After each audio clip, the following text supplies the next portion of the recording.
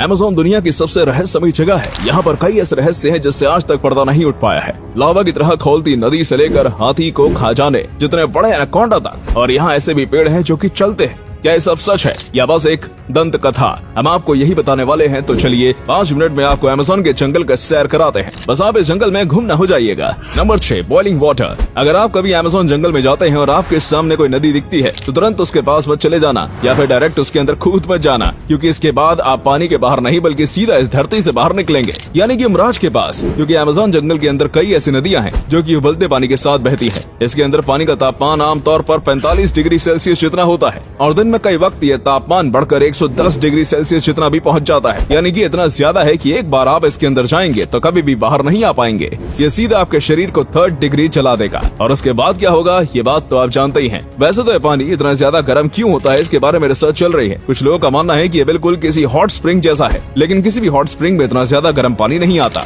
तो आखिर अमेज़न की नदी में ही इतना ज्यादा गर्म पानी क्यों आता है, ये तो पूरी तरीके से रिसर्च करने के बाद ही पता चलेगा। वैसे कई लोग इस नदी के बाजू में रखे पत्थरों के ऊपर अंडे भी भगा देते हैं। Number 5, green anaconda. Amazon forest को और भी ज्यादा खतरनाक बनाने के पीछे एनाकोंडा सांप का भी हाथ है। अब आप ही बताइए, ऐसे सांप के पास कौन ही जाना चाहेगा जो कि चुटकियों में आपकी जान ले सकता है। माना कि एनाकोंडा के पास जहर नहीं है, लेकिन इसकी शारीरिक शक्ति किसी भी इंसान को हरा सकती है। और रही बात इसके खाने की, तो ये किसी भी चीज को खा सकता है। और किसी भी चीज से मेरा मतलब है किसी भी चीज को, क्योंकि इसे जंगल में कई बार मगरमच्छ, हिरण, यहाँ तक कि तेंदुए को भी खाते हुए देखा गया है। और कई बार इनके पेट में से इंसानी अवशेष भी मिले हैं। पूरी दुनिया में कितने एनाकोंडा मौजूद हैं ये बात कोई भी नहीं जानता। और साथ में ये बात आप भी नहीं जानते होंगे कि एनाकोंडा की कोई उम्र नहीं होती। ये तब तक बढ़ते हैं जब तक इन्हें कोई बीमारी ना हो जाए या फिर ये भूख से ना मर जाएं। इसलिए कई बार विशाल कई एनाकोंडा को देखने का भी दावा किया गया है, जो कि एक हाथी को भी खा सकता है, लेकिन इसके पुख्ते सबूत नहीं मिले हैं। और अब तक सबसे बड़ा जो एनाकोंडा मिला है वो 33 फीट का था। स्थानीय लोगों का कहना है कि उन्होंने 50 और 100 फीट जितने बड़े एनाकोंडा को भी देखा है। और इस वीडियो में आपको जो एनाकोंडा दिख रहा है वो भी बेहद बड़ा एनाकोंडा है, लेकिन इसे मापा नहीं गया, क्योंकि पहले तो ये लोग यहाँ से डर कर भाग गए और जब ये गार्ड के साथ वापस आए तब ये मिला नहीं, लेकिन यकीनन अब तक मिले एनाकोंडा से बड़ा था।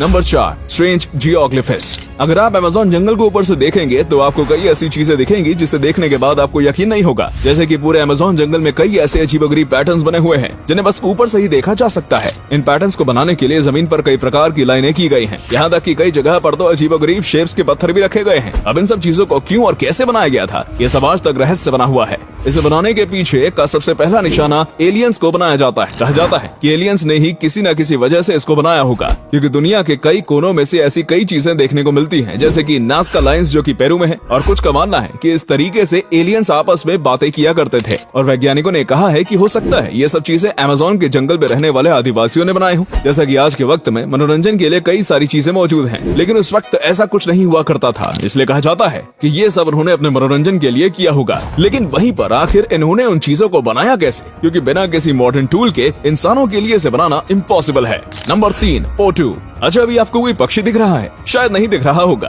क्योंकि यहाँ पर एक पक्षी है जो कि कैमोफ्लेज करने में माहिर है। इस पक्षी का नाम है पोटू और ये अमेज़न की खासियत है। ये पक्षी इतने शातिर तरीके से अपने आप को छुपाता है कि कोई भी शिकारी इसे देख नहीं पाता। इसके शरीर का रंग बिल्कुल ही पेड़ पौधे जैसा है, जिसकी वजह से किसी भी पेड़ के तने में आसानी से छिप सकता है। इसकी आंख भी पूरी तरीके से काली होती है, जो कि इसे कैमोफ्लेज करने में और भी ज्यादा मदद करती है। इस पक्षी की साइज बहुत ही ज्यादा छोटा होता है। ऐसे पक्षी जंगल में काफी ज्यादा मौजूद हैं, लेकिन अक्सर ये देखने को नहीं मिलता है, क्योंकि जाहिर सी बात है ये किसी पेड़ के ऊपर छिपे हुए होते हैं। और ईगल, सांप, स्पाइडर जैसे कई शिकारी इनका शिकार करने की कोशिश करते हैं, लेकिन फिर वो इन्हें छोड़कर किसी आसान शिकार पर चले जाते हैं, जिसके चलते इनकी आबादी काफी अच्छी है इस वक्त। Number 2, walking palm. अगर मैं आपको कहूँ कि अमेज़न के जंगल में एक ऐसा भी पेड़ है जो कि चलता है, तो आपको मुझ पर यकीन नहीं होगा। लेकिन दोस्तों ये बात बिल्कुल सच है, क्योंकि भाई मैं आपसे झूठ थोड़ी ना बोल सकता हूँ। लेकिन किंतु परंतु बंधु, ये पेड़ हम इंसानों की तरह तेजी से नहीं चलता, बल्कि बहुत ही ज्यादा धीरे चलता है। इतना धीरे कि आपकी पूरी जिंदगी में बस 50 सेंटीमीटर ही आगे बढ़ सकता है। इस पेड़ की जो जड़ें होती हैं वो सूरज की तरफ बढ़ती रहती हैं, और जैसे ही वो आगे बढ़ती हैं तो पीछे वाली जो जड़ होती है वो धीरे धीरे करके गायब हो जाती है, और ऐसे ही धीरे धीरे करके ये आगे बढ़ता जाता है। ये देखने में काफी अजीब लगता है, क्योंकि इसकी इतनी सारी जड़ें होती हैं जो बिल्कुल इसे किसी मकड़ी की तरह दिखाती हैं।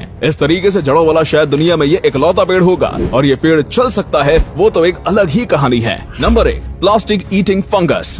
दोस्तों हाल ही में येल यूनिवर्सिटी की एक प्रिया आनंद नाम की लड़की ने अमेज़न के जंगल में से एक ऐसा फंगस ढूंढा है जो कि अब इंसानों की सबसे बड़ी समस्या यानी कि प्लास्टिक को खत्म कर सकता है। जी हाँ, आपने बिल्कुल सही सुना। इस लड़की ने इस फंगस के करीब 60 सैंपल लिए थे और उसके ऊपर वो कई रिसर्च कर रही थी और इसी बीच पता चला कि ये जो फंगस है ये प्लास्टिक को खा सकता है और इसे डाइजेस्ट भी कर सकता है, यानी कि वो पूरी तरीके से प्लास्टिक को नष्ट कर सकता है। साथ ही में ये बहुत ही ज्यादा कम ऑक्सीजन की मात्रा में भी आराम से उग सकते हैं, इसलिए अगर ये पानी के अंदर भी उगाया जाएगा तो फिर ये आराम से पानी के अंदर भी रह पाएंगे और ऐसा करके पानी के अंदर के प्लास्टिक को और जमीन के प्लास्टिक को खत्म किया जा सकता है। लेकिन ये सब आगे की रिसर्च ही बताएगी।